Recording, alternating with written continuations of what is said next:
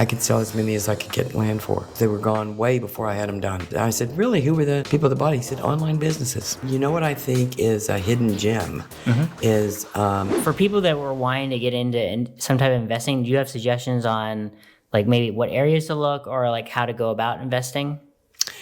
I think now, as far if you were going to try to stay in Austin, there's clearly a lot of opportunity in like a strip center, where you have something you could put up for like $1 million if you can.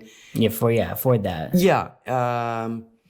And really, you know what I think is a hidden gem is the ability to put up like mini warehouses and either hold it as rental property or sell them off as condos.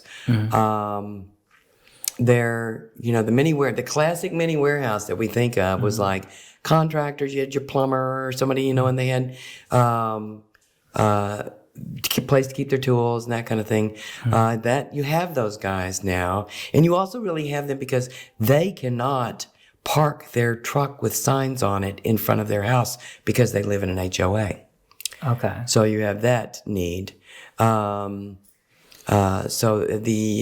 think, and the other thing is online businesses are really going into those mini warehouses. They kind of started a business on their kitchen table, maybe doing drop shipping of some sort of product or import export, and they've outgrown their kitchen table. Yeah. And they need a little office space, a little place to do their shipping and keep their inventory.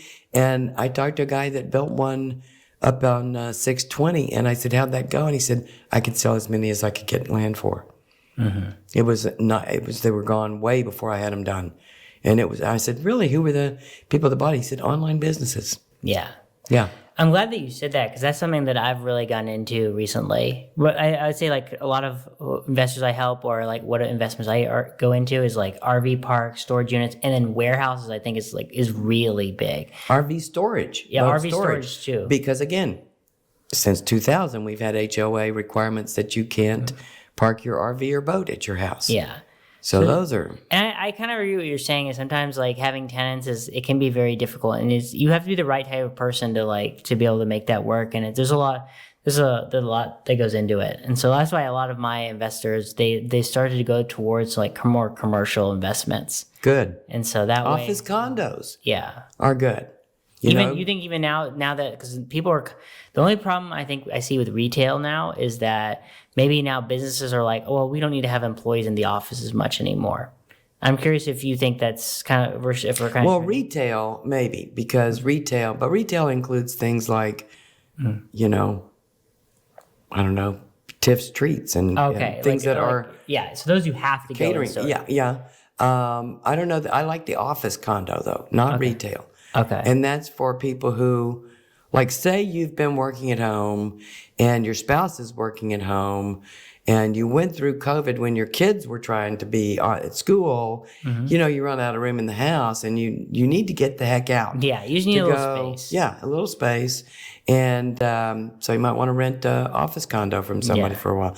You would spend, a little bit less than a single family home, but you have very little wear and tear. Nobody's doing laundry and pets and children are very, very destructive, and so I don't have any of that, they don't tend to move around as quickly because, there's a new complex with a gym. We're going to move, they want to keep their business in the same place until they're ready to buy their own place. Let me ask you a question on this though. What do you think about I've heard about like shared co-working spaces. Do you think that's going to have a dent in kind of like that office condo demand because of co-working spaces? Because people could say if well, that's what they said before. Okay, but you still feel that was the latest, greatest thing. I wasn't sure. No, I don't think so because they tend to have really public air. You don't get enough privacy. I see. And to have your clients come in and so forth. Did you see the movie about WeWork crashing? But that had less to do with I think they over the demand. The demand wasn't as real as it was it was perceived as. Yeah. But I was just curious. But I do agree that the co-working spaces, the downside to them is that they're not as there's not enough privacy.